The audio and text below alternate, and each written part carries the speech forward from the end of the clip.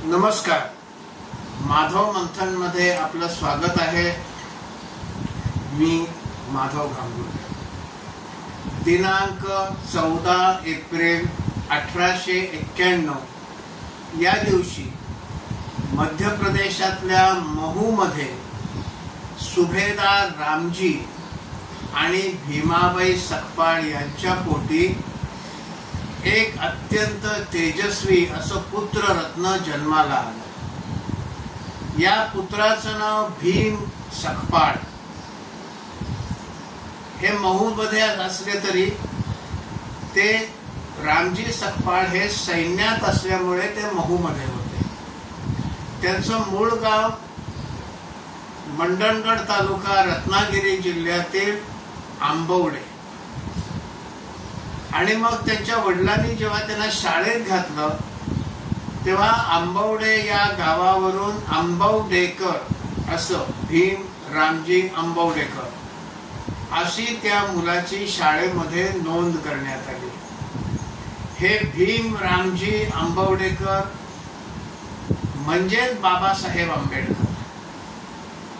त्या शाळेचे शिक्षक हे आंबेडकर आडनावाचे होते आणि त्यांनी या छोट्या भीमरावांना आंबेडकर हे आपलं नाव दिलं। आंबवडेकर जरा नाव मोठं होतं म्हणून त्यांना सांगितलं की तू हेच नाव घे।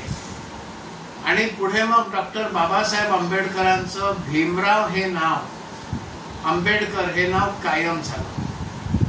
शाळेमध्ये शिक्षणाला सुरुवात झाली, पण असं जरी असलं तरी अस्पृश्यता होतीच। ते महार समाजात जन्माला आले आणि ज्या ज्या जातींना त्या काळामध्ये अस्पृश्य गणलं गेलं त्याच्यामध्ये महार जात होती। मग या छोट्या भीमराव आंबेडकरला वर्गाच्या बाहेर एक गोंडपाट टाकून बसायला लागायचं। वर्गामध्ये प्रवेश नव्हता, वर्गाच्या बाहेर बसायचं आणि तिकडनं शिक्षक सांगतील ते ऐकायचं आणि अभ्यास करायचा, अशी ती अस्पृश्यता होती। मग एकदा काय झालं, शिक्षकांनी फळ्यावर एक गणित लिहिलं आणि विद्यार्थ्यांना विचारलं हे गणित कोण सोडवू शकेल। तर विद्यार्थ्यांनी ते गणित कोणीच हात वर केला नाही। एकट्या बाहेर बसलेल्या भीमराव आंबेडकरने आपला हात वर केला। मग शिक्षकांनी त्या भीमराव आंबेडकरला बोलावलं आणि सोडवून दाखव फळ्यावर हे गणित असं सांगितलं। हा छोटा भीमराव आंबेडकर आपल्या जागेवरनं उठला, खडू हातात घेतला आणि फळ्याकडे जाणार तेवढ्या सगळी मुलं फळ्याजवळ धावत आली आणि फळ्याच्या मागे मधल्या सुट्टीत खाण्यासाठी आणलेले डबे, टिफिन हे पटापटा आपले डबे उचलले आणि आपल्या जागेवर जाऊन बसले। शिक्षकांच्या देखील काय प्रकार झाला हे लक्षात आलं नाही।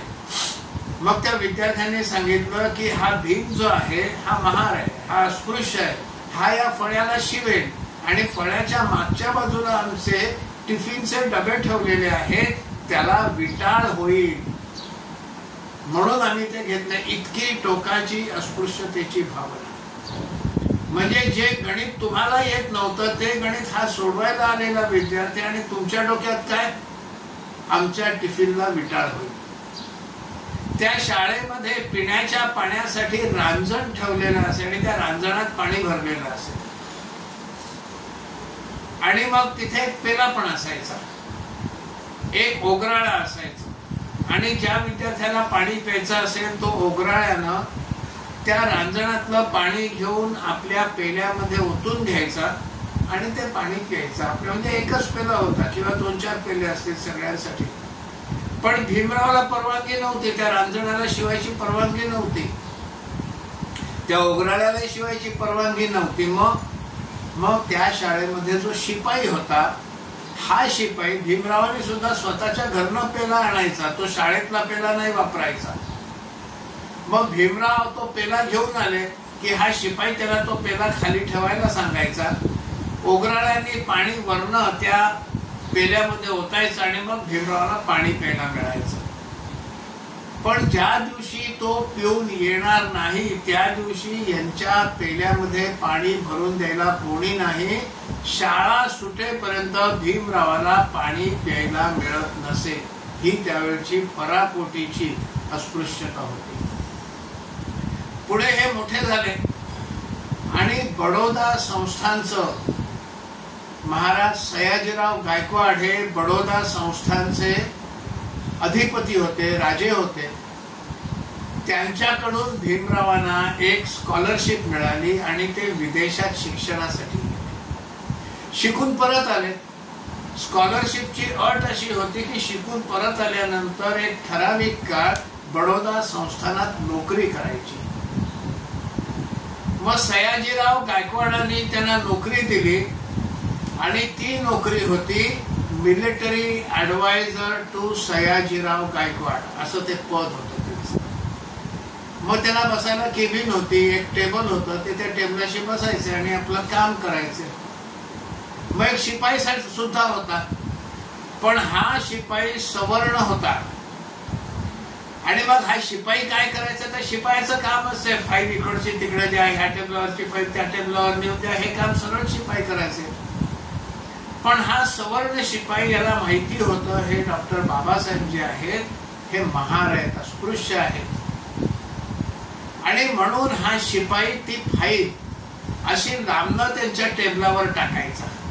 टेबलाला शिवायचं नाही कारण ते अस्पृश्याचं टेबल आहे. आणि बाबासाहेबांनी फाईल बघून जर परत द्यायची असेल तर ती टेबलाच्या बाजूला एका ठिकाणी ठेवायची आणि तिकडनं तो शिपाई ते उचलून घेऊन जायचा. इतकी त्या ठिकाणी अस्पृश्यता पाळली जात होती. त्या बडोदा संस्थानामध्ये त्यांना मोठ्या हुद्द्याची नोकरी मिळाली, पण राहायला भाड्याने घर मिळेना. कसं बसं एक घर त्यांनी मिळवलं आणि ते तिथे राहत असत. पण या सगळ्यामुळे बाबासाहेब प्रचंड दुःखी झाले आणि ते आपल्या आत्मचरित्रात लिहितात, या दुःखापायी मी एक दिवस एका झाडाखाली बसून ढसाढसा रडलो. अशी ही एका सुशिक्षित माणसाची अवस्था. तर सर्वसामान्य ज्याला अस्पृश्य म्हटलं त्या महाराजांची काय स्थिती असेल. पण असं असून देखील डॉक्टर बाबासाहेब आंबेडकरांनी हिंदुत्वाचा कधीही द्वेष केला नाही, हे लक्षात घेण्यासारखं आहे. आज हिंदुत्व विरुद्ध बाबासाहेब असं नॅरेटिव्ह चालवलं जात आहे, पण बाबासाहेब आंबेडकरांनी हिंदुत्वाचा कधीही द्वेष केला नाही. उलट त्यांचे उद्गार आहेत, मला जर समानता कुठे मिळायची असेल तर ती हिंदू धर्मातच मिळेल. कारण हिंदू धर्माचं तत्वज्ञान असं आहे, आपल्या प्रत्येकाच्या ठायी असलेला आत्मा हा त्या परमात्म्याचा अंश आहे आणि हा आत्मा त्या परमात्म्यात विलीन व्हावा, हा मोक्ष हे प्रत्येक हिंदूचं ध्येय आहे. हे हिंदू संस्कृती, हिंदू विचार सांगतो. मग जो आत्मा त्या परमात्म्याचा अंश आहे आणि तोच आत्मा प्रत्येकाच्या ठायी आहे, तिथे उच्च निश्चितता असेलच कशी. ते एकाच परमात्म्याचा अंश आहेत. पण आज हिंदू समाज हेच विसरलाय आणि म्हणून तो अस्पृश्यता पाळतो. ज्या वेळेला हिंदू समाजाला याची जाणीव होईल त्या दिवशी तो अस्पृश्यता पाळायचं बंद करेल आणि हिंदू धर्मातच मला समानता आणि न्याय मिळेल अशा त्यांचे विचार होते. बडोदा संस्थानची नोकरी सोडून ते परत आले आणि मग त्यांनी अस्पृश्य निवारणाचं कार्य सुरू केलं. मग मुंबईमध्ये त्यांच्या सभा बैठका व्हायचा. त्यांनी अनेक सवंगडी जमवले, आपल्यासोबत काम करणारी अनेक मंडळी त्यांनी जमवली आणि काम सुरू केलं. ते सगळं करत असताना 1924 साली मुंबई प्रेसिडेन्सी, मुंबई असेंब्लीमध्ये एक ठराव पास झाला की गावोगावचे पाणवठे हे सगळ्या जातीच्या लोकांसाठी खुले असले पाहिजेत असा एक प्रस्ताव त्या मुंबई प्रेसिडेन्सीच्या असेंब्लीमध्ये, मुंबई असेंब्लीमध्ये पारित करण्यात आला. पण असं जरी झालं तरी प्रत्यक्ष त्याची अंमलबजावणी कुठेच होत नव्हती. अशा वेळेला महाडची नगर परिषद ही पुरोगामी विचाराच्या लोकांची होती. सुरेंद्रनाथ टिपणीस हे महाड नगर परिषदेचे नगराध्यक्ष होते. ते पुरोगामी विचारांचे होते. मग त्यांनी नगर परिषदेत एक ठराव केला की हे असेंब्लीने केलेला जो ठराव आहे याची प्रत्यक्ष अंमलबजावणी महाडमध्ये आपण करूया असं म्हणून त्यांनी डॉक्टर बाबासाहेब आंबेडकरांना महाडला यायचं निमंत्रण दिलं. डॉक्टर बाबासाहेब आंबेडकरांनी ते निमंत्रण स्वीकारलं. महाडला आले. 14 तळ्याचा सत्याग्रह झाला. मोठ्या प्रमाणावर महार समाज त्या ठिकाणी जमला. पण केशवराव जेधे आणि दिनकरराव जवळकर नावाचे 2 नेते, त्यातले एक जण पुढे काँग्रेसमध्ये गेले, दुसरे शेका पक्षात गेले. हे डॉक्टर बाबासाहेब आंबेडकरांना येऊन भेटले आणि त्यांना म्हणाले की आम्ही दोघं मिळून मोठ्या प्रमाणामध्ये सत्याग्रहात भाग घ्यायला लोक घेऊन येऊ शकतो, पण आमची एक अट आहे, तुम्ही ब्राह्मणांना या आंदोलनापासून दूर ठेवा, ही आमची अट आहे. आता डॉक्टर बाबासाहेब सहज मान्य करू शकले असते की ही दोघं मिळून मंडळी मिळून एक 2-4 हजार लोक जर घेऊन येऊ शकत असतील तर सत्याग्रह मोठा होईल, त्याचा प्रभाव पण वाढेल, ते त्यांची अट मान्य करू शकले असते. पण डॉक्टर बाबासाहेब आंबेडकर हे अशा छोट्या मोठ्या प्रलोभनांच्या मागे धावणारे नव्हते, ते तत्वाला धरून चालणारे होते. आणि मग डॉक्टर बाबासाहेब आंबेडकरांनी सांगितलं की मी कोणाच्याही विरोधात नाही, मी ब्राह्मणांच्या विरोधात नाही, मी कोणालाही जातीमुळे बाजूला करणार नाही. त्यांनी असं म्हटलं की मी ब्राह्मणांच्या विरोधात नाही, मी ब्राह्मण्याच्या विरोधात आहे. ब्राह्मण्य या शब्दाचा अर्थ जे स्वतःला एंटायटल्ड समजतात, मला काही दुसऱ्या लोकांपेक्षा सुद्धा वेगळे अधिकार आहेत असं समजतात, त्या ॲटिट्यूडला, त्या मानसिकतेला ते ब्राह्मण्य असं म्हणतात. मग ते असं म्हणतात की ब्राह्मण्य मुक्त ब्राह्मण मला जवळचा आहे आणि ब्राह्मण्यग्रस्त मग तो कोणत्याही जातीचा असो त्याला माझ्या चळवळीत स्थान नाही, इतकी स्पष्ट त्यांची भूमिका होती. त्यांचं हे कार्य सुरू असताना रघुनाथ धोंडो कर्वे म्हणजे धोंडो केशव कर्वे, ज्यांनी विधवांच्या पुनर्विवाहाचा विषय लावून धरला, अनाथ मुलींसाठी पुण्यामध्ये वसतिगृह सुरू केलं आणि त्यांच्या शिक्षणाची देखील व्यवस्था केली, त्या महर्षी धोंडो केशव कर्वे यांचे पुत्र रघुनाथ धोंडो कर्वे हे विल्सन कॉलेजमध्ये प्रोफेसर होते आणि संतती नियमन, फॅमिली प्लॅनिंगच्या विषयामध्ये ते कार्य करत असत. आता विल्सन कॉलेजची मॅनेजमेंट ही ख्रिश्चन मॅनेजमेंट होती, लक्षात घ्या. पण त्यांनी रघुनाथ धोंडो कर्वेंना अशी अट घातली की तुम्हाला जर हे कार्य करायचं असेल तर तुम्हाला कॉलेजची नोकरी सोडावी लागेल, एकतर कॉलेजमध्ये राहा किंवा ते कार्य करा. ते कार्य करायचं असेल तर तुम्हाला कॉलेजमध्ये राहता येणार नाही. रघुनाथ धोंडो कर्व्यांनी आपलं कार्य चालू ठेवायचं स्वीकारलं आणि कॉलेजचा राजीनामा दिला. कॉलेजचा राजीनामा दिल्यामुळे पुढच्या काळामध्ये त्यांना प्रचंड आर्थिक अडचणींना तोंड द्यावं लागलेलं आहे, पण ते त्यांचं कार्य करत असत. ते एक नियतकालिक देखील छापत असत आणि मग संतती नियमनावर त्याच्यामध्ये लेख येत असत. त्या लेखाबरोबर काही चित्र येत असत. एकदा त्यांनी त्या मासिकामध्ये कॉन्डमची जाहिरात दिली. कॉन्डमची जाहिरात आता नवीन राहिलेली नाहीये, टीव्हीवर सुद्धा कॉन्डमची जाहिरात येते आणि त्याला कोणी अश्लील मानत नाही. पण त्यावेळेला मुंबई प्रेसिडेन्सीनं रघुनाथ धोंडो कर्व्यांवर त्या जाहिरातीबद्दल अश्लीलतेचा गुन्हा टाकला, ऑब्सिनिटीचा गुन्हा टाकला. हा अश्लीलतेचा गुन्हा टाकल्यानंतर रघुनाथ धोंडो कर्व्यांचं वकीलपत्र डॉक्टर बाबासाहेब आंबेडकरांनी घेतलेलं आहे. जेव्हा बाबासाहेब आंबेडकरांना कोणीतरी विचारलं त्या ब्राह्मणांचं तुम्ही का घेतलं वकीलपत्र, तेव्हा डॉक्टर बाबासाहेबांचं उत्तर आहे की मी त्यांची जात नाही पाहिली, त्यांचे कार्य जे आहे हे प्रगत विचाराचं कार्य आहे. संतती नियमन, लोकसंख्येवर असलेलं त्यांचं नियंत्रण हे महत्वाचं काम आहे. पुढच्या काळात लोकसंख्येचा विस्फोट होऊ शकतो आणि आता आपण बघतो केवढी लोकसंख्या झाली. त्यामुळे त्यांचं कार्य हे प्रगतिशील विचारांचं कार्य आहे आणि त्यामुळे मी त्यांचं वकीलपत्र जात नाही पाहिजे. हे बाबासाहेब आंबेडकरांचे विचार होते. चौदार तळ्यात सत्याग्रहाच्या नंतर हा सत्याग्रह 20 मार्च 1927 रोजी झाला आणि त्याच वर्षी 1927 साली 25 डिसेंबरला मनुस्मृतीचं दहन महाडमध्ये झालं.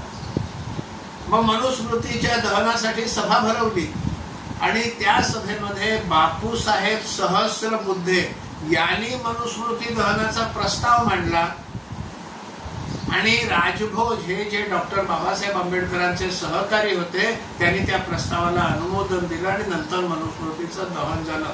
ही नावं लक्षात घेण्यासारखी आहे. असा हा महाडचा सत्याग्रह. पुढच्या काळामध्ये त्यांनी काळाराम मंदिराचा सत्याग्रह केला. तिथे ते वारंवार म्हणत होते, ज्या रामाला तुम्ही देव मानता, ज्या रामाचे तुम्ही भक्त आहात, आम्ही देखील त्याच रामाचे भक्त आहोत, आम्हाला आतमध्ये जाऊन द्या, रामाचं दर्शन घेऊन द्या. पण त्यांना तिथे दर्शन घ्यायला दिलं नाही, आतमध्ये प्रवेश मिळाला नाही.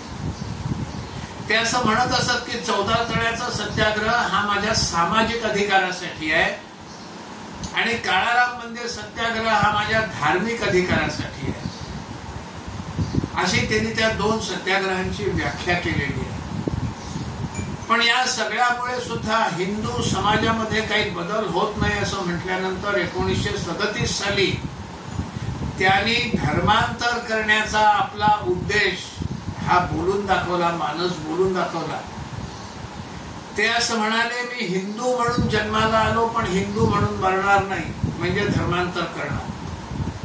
आणि बाबासाहेब आंबेडकरांसारखी व्यक्ती ज्यांच्या मागे प्रचंड प्रमाणामध्ये त्यांच्या जातीचे लोक आहेत, हे जर धर्मांतरण करत असतील तर किती चांगली गोष्ट आहे. आपण त्यांना आपल्या धर्मात घेऊ म्हणून ख्रिश्चन मिशनरी आणि मुसलमान मुल्ला मौलवी येऊन त्यांना भेटले.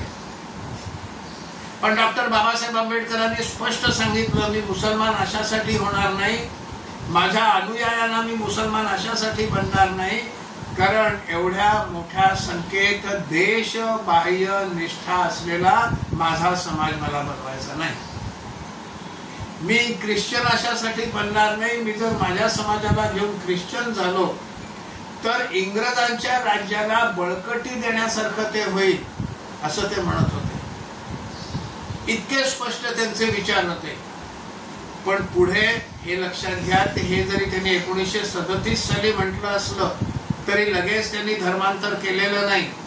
पुढे 19 वर्ष त्यांनी वाट पाहिली आणि 1956 साली त्यांनी धर्मांतर केलं. जेव्हा त्यांना समजलं आता आपलं आयुष्य काही फार दिवसाचं राहिलं नाही, 14 ऑक्टोबर 1956 ला धर्मांतर केलं आणि त्यानंतर 6 डिसेंबर म्हणजे 2 महिने सुद्धा नाही गेले, 6 डिसेंबर 1956 लाच मुंबईमध्ये त्यांनी आपल्या प्राणांचा त्याग केला.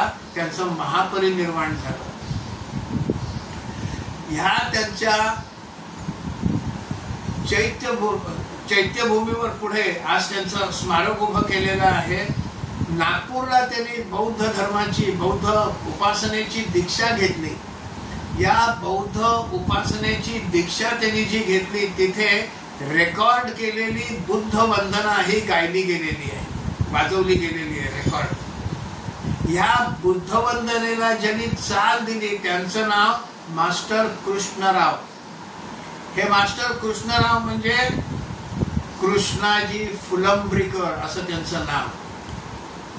ते देवाची आळंदीचे आणि कृष्णराव फुलंब्रीकर म्हणजेच मास्टर कृष्णराव हे स्वातंत्र्यवीर सावरकरांच्या खूप जवळचे होते.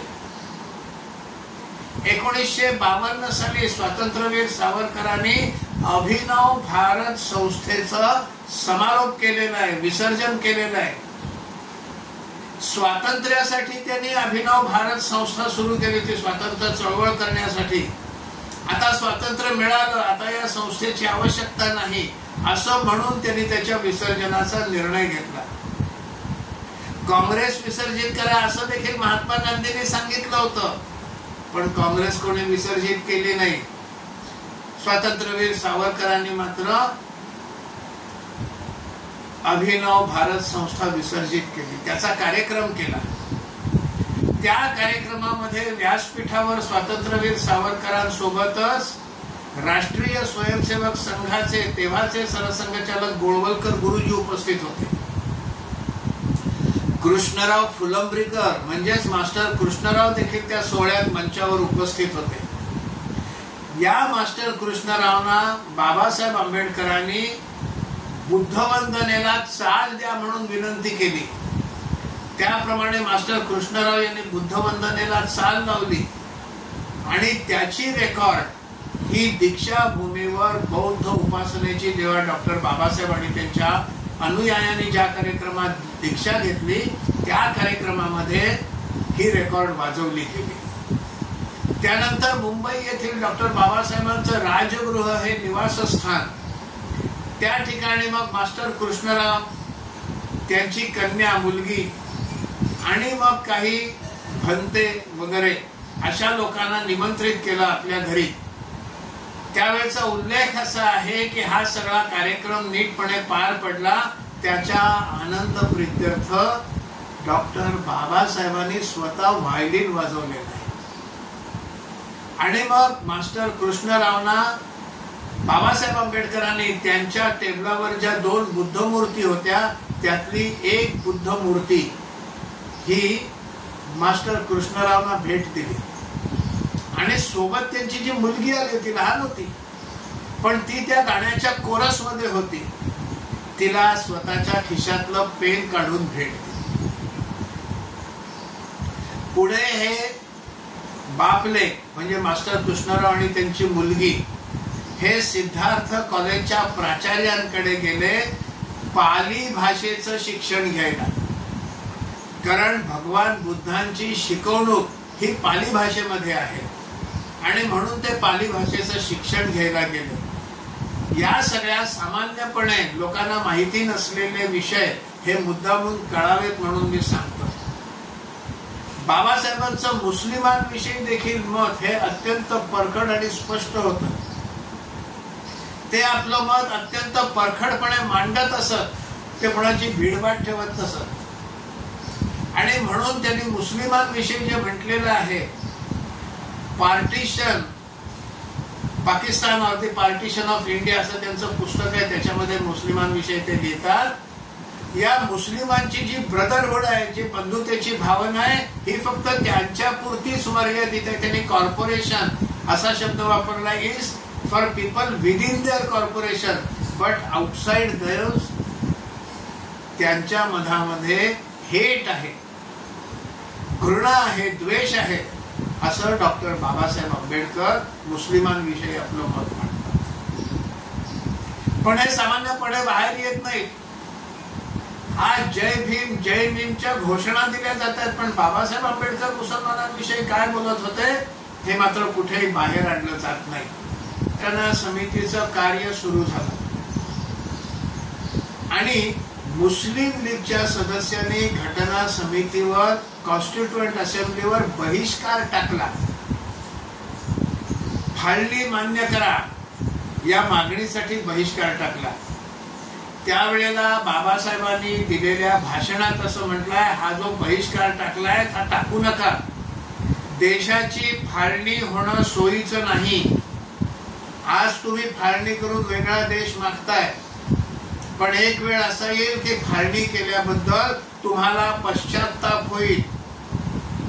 यू विल रिपेंट, असं डॉक्टर बाबासाहेबांनी मुस्लिम लीगला सांगितलेलं आहे. आणि आज काय स्थिती पाकिस्तानची, काय स्थिती आहे बंगालची, पश्चिम बांगलादेशची?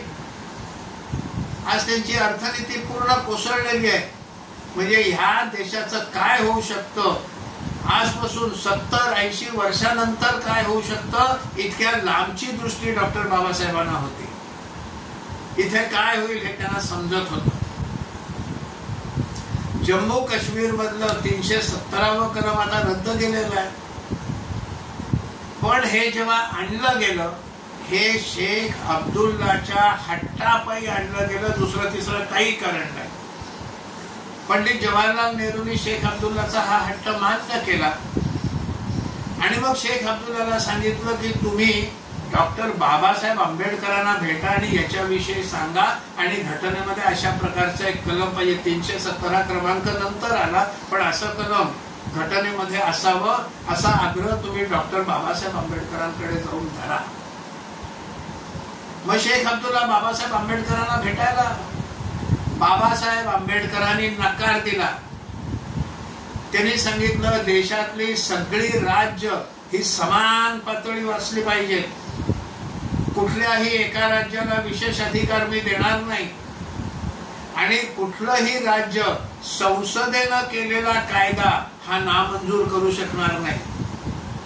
पण संसदेनं केलेला कायदा पाळायचं की नाही ही जम्मू काश्मीरची विधानसभा ठरवणार असं त्या 370 कलमामध्ये होतं.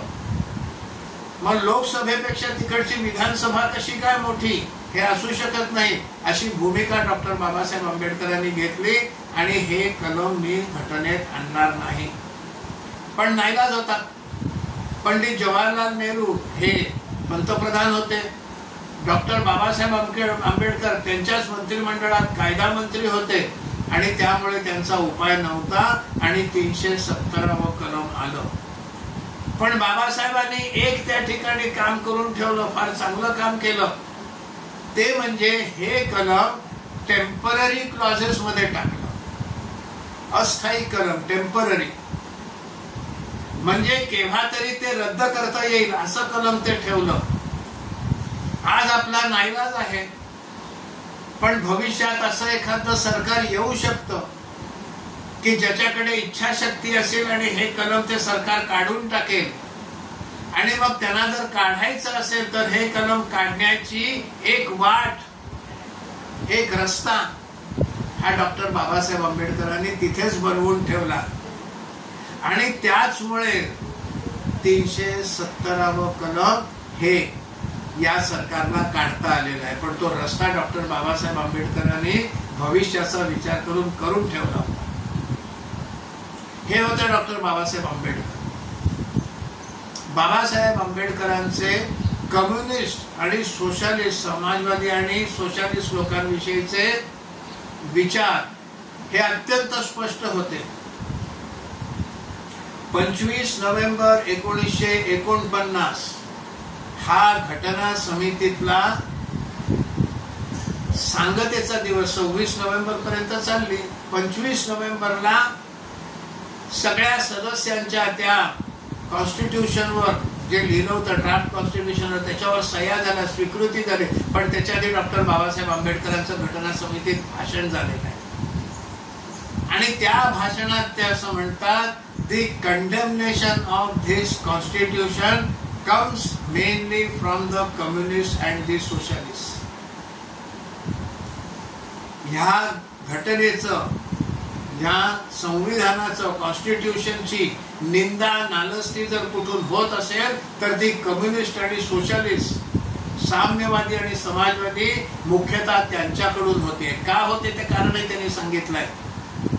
कारण कम्युनिस्टांची जी विचारधारा आहे त्याच्यामध्ये ते डिक्टेटरशिप ऑफ द प्रोलिटरेट आहे असं म्हणतात. म्हणजे लोकशाहीवर यांचा विश्वासच नाही, हुकुमशाहीवर यांचा विश्वास आहे. डिक्टेटरशिप ऑफ द प्रोलिटरेट म्हणतात. म्हणून त्यांचा या घटनेला ते निंदा करतात आणि समाजवाद्यांना सरकारला अनलिमिटेड, अमर्याद अधिकार पाहिजे आणि उद्या जर ते सत्तेवर नाही आले तर असलेलं सरकार कसं उलथवून टाकता येईल याचा देखील त्यांना रस्ता हवाय. म्हणून ते या घटनेचं, या संविधानाची निंदा करतात. कोण निंदा करतायत बघा. आणि आता हीच मंडळी संविधान संविधान संविधान करत ओरडतायत. मुळामध्ये हे संविधानाचे विरोधी आहेत. पण आज भाजप संविधान संपवणार म्हणून हे कम्युनिस्ट आणि सोशलिस्ट ओरडतात. कसा विरोधाभास आहे पहा. बाबासाहेब आंबेडकरांची जर प्रतारणा कोणी केली असेल तर ती काँग्रेसने केलेली आहे. हिंदू कोड बिलाच्या मुद्द्यावरनं डॉक्टर बाबासाहेब आंबेडकरांनी नेहरू मंत्रिमंडळाचा राजीनामा दिला. ते मंत्रिमंडळातनं बाहेर पडले. त्याबद्दल पंडित जवाहरलाल नेहरूंना विचारलं असता ते म्हणाले काही फरक पडत नाही. बाबासाहेब आंबेडकर जर मंत्रिमंडळातून बाहेर पडले तर. म्हणजे एखादा माणूस जर चिडून म्हणत असेल की मी जातो, तर मग त्याला आपण पण जा जा बाबा, काही फरक पडत नाही तुझ्या जाण्याने, तशा अर्थाचं होतं. 1952 साली देशातली पहिली सार्वत्रिक निवडणूक झाली आणि उत्तर पूर्व मुंबईमधून लोकसभेसाठी डॉक्टर बाबासाहेब आंबेडकर उभे राहिले. त्या ठिकाणी बाबासाहेब आंबेडकरांचेच असलेले सहकारी नारायणराव काजरोळकर यांना काँग्रेसने दूर केलं, फोडलं. पक्ष फोडला पक्ष फोडला पक्ष फोडला म्हणून अलीकडे भरपूर आपल्याला आरडाओरडा ऐकायला येतो. पण पहिल्याच निवडणुकीत फोडाफोडीचं काम काँग्रेसनं केलेलं आहे. नारायणराव काजरोळकरांना तिकीट दिलं. पंडित जवाहरलाल नेहरू आणि श्रीपाद अमृत डांगे हे त्यावेळेला कम्युनिस्ट पक्षाचे प्रमुख होते. भारतामध्ये कम्युनिस्ट पक्षांच्या सुरुवातीच्या काळातल्या प्रमुखांपैकी कॉम्रेड श्रीपाद अमृत डांगे यांची त्यावेळची भाषणं ही अत्यंत विखारी होती. डॉक्टर बाबासाहेब आंबेडकरांची टोकाची टीका करणारी ही भाषणं होती. आज काँग्रेसचे लोक उठता बसता डॉक्टर बाबासाहेब आंबेडकरांचं नाव घेत असतात, पण या डॉक्टर बाबासाहेब आंबेडकरांची अशा प्रकारची प्रतारणा ही काँग्रेसने केलेली आहे. त्यांना हरवलेलं आहे त्यांच्याच सहकार्याला तिकीट देऊन काँग्रेसचं. त्यानंतर 1954 साली भंडारा मतदारसंघाची निवडणूक झाली. त्या निवडणुकीमध्ये डॉक्टर बाबासाहेब आंबेडकर पुन्हा उभे राहिले आणि काँग्रेसनं पुन्हा त्यांना हरवलं. काँग्रेसनं बाबासाहेबांना लोकसभेमध्ये येऊन दिलेलं नाही, हे लक्षात घेतलं पाहिजे. भंडाऱ्याच्या निवडणुकीमध्ये दत्तोपंत ठेंगडी हे संघाचे RSSचे प्रचारक हे डॉक्टर बाबासाहेब आंबेडकरांचे निवडणूक प्रतिनिधी होते, इलेक्शन एजंट. दत्तोपंत ठेंगडी हे RSS जेव्हा सुरू झालं तेव्हा सुरुवातीची जी काही मंडळी डॉक्टर हेडगेवारांनी संघटित केली, उभी केली आणि त्यांच्या माध्यमातून मग संघ पुढे उभा केला, त्यांच्यापैकी एक दत्तोपंत ठेंगडी. हे दत्तोपंत ठेंगडी हे चांगले विचारवंत होते. पुढच्या काळामध्ये मजदूर संघाची स्थापना त्यांनी केली, किसान संघाची स्थापना केली. सामाजिक समरसता मंचाची जेव्हा स्थापना झाली तेव्हा त्याच्यामध्ये दत्तोपंत ठेंगडींच्याच मार्गदर्शनातून हे सगळं काम सुरू झालं.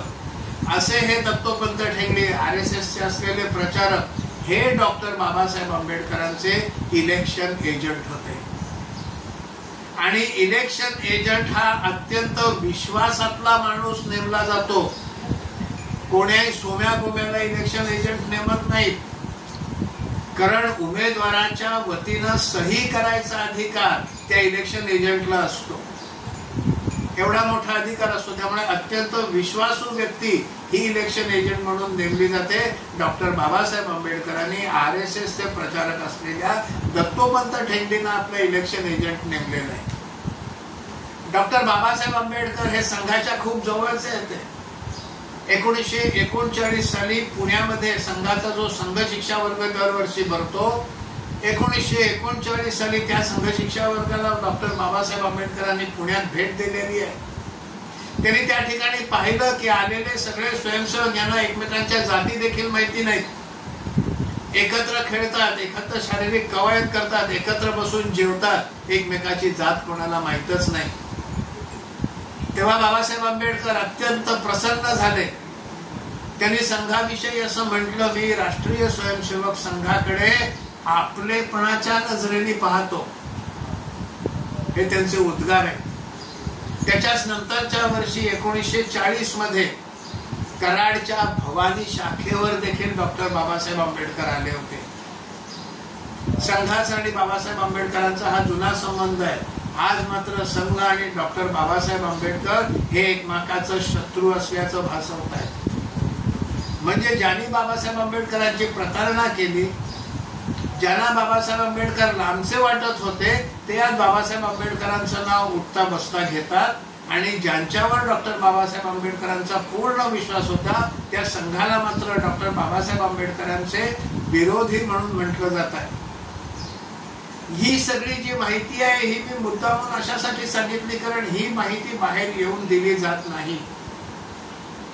ज्यांना या हिंदू समाजामध्ये कलह माजवायचा आहे, विभाजन आणायचं आहे, भांडणं लावायचे, ते खोटे नॅरेटिव्ह तयार करून बाबासाहेब हिंदुत्वाच्या विरोधात होते, बाबासाहेब ब्राह्मणांच्या विरोधात होते, बाबासाहेब मुसलमानांशी प्रेम करत होते म्हणून आम्ही जय भीम करणार, बाबासाहेब हे कम्युनिस्ट विरोधी होते हे झाकलं जात आहे. त्यामुळे खरं काय आहे हे सर्वांसमोर यावं या हेतून हा व्हिडिओ केलेला आहे. आपल्याला या व्हिडिओ विषयी काय वाटतं हे या व्हिडिओच्या कमेंट बॉक्स मध्ये आपला अभिप्राय नक्की नोंदवा आणि चॅनल सबस्क्राइब करा ही आपल्याला कळकळीची विनंती. खूप खूप धन्यवाद.